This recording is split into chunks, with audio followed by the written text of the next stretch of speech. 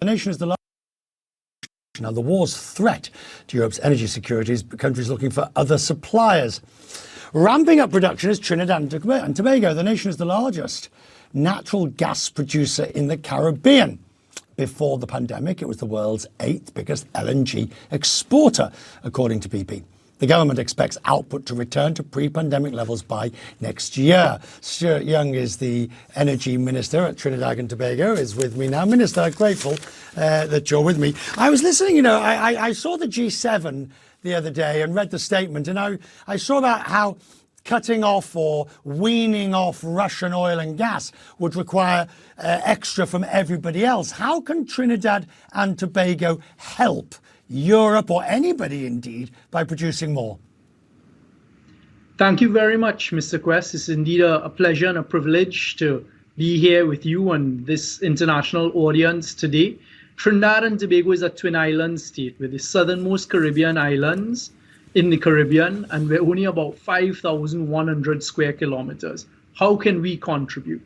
We're looking on at this international crisis taking place, and as you said, we see ourselves as punching way above our belt. We have been a significant gas producer, LNG producer, for the last few decades.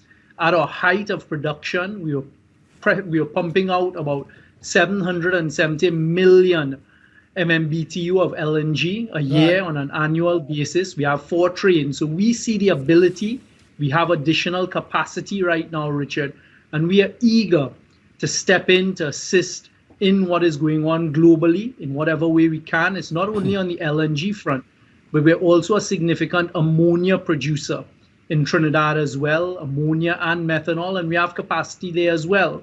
So as a gas producer and someone who turns gas into both LNG as well as what we call petchems and ammonia, methanol, urea, UAN, we are ready to do what we can to assist with what we see as this crisis taking place. And also internally within the country, the increased price that we're now seeing for both gas and for oil must, it's an ill wind that blows no good, I suppose, but you must be doing better as a result of your energy exports. Well, we certainly are. I heard you talk about pre-pandemic stages. We've gone through yet another cycle coming out of the difficulties of the early stages of the pandemic. And yes, we are seeing income increase as a result, especially on the LNG side, as well as the ammonia side of pricing. As you know, with ammonia prices, they've climbed from around $180 a metric ton. They're now hovering around $1,400 a metric ton. So there is a significant increase in revenue to these companies, etc. And we will see some in our coffers as well. What are you going to do with it? I mean, what are you going to do? To the extent that the windfall that you are enjoying is tremendous amounts of revenue.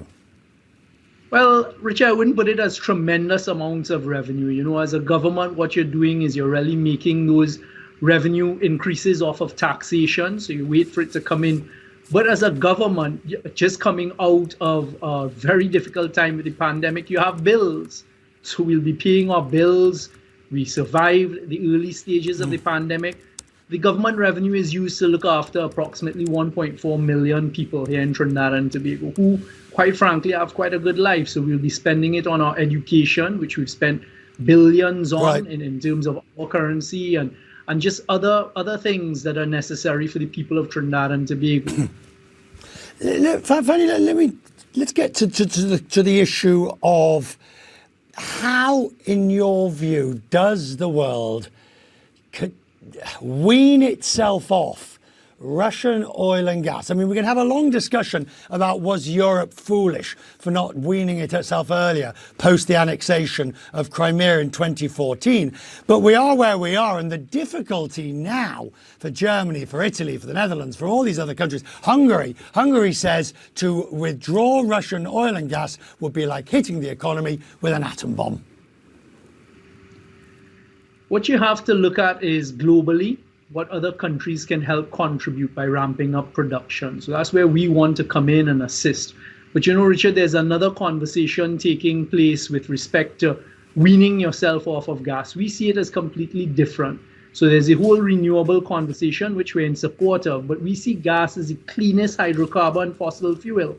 And we actually think gas is going to be around for decades. So for example, in Trinidad, 99.9% of our electricity needs are derived from the natural gas that we produce.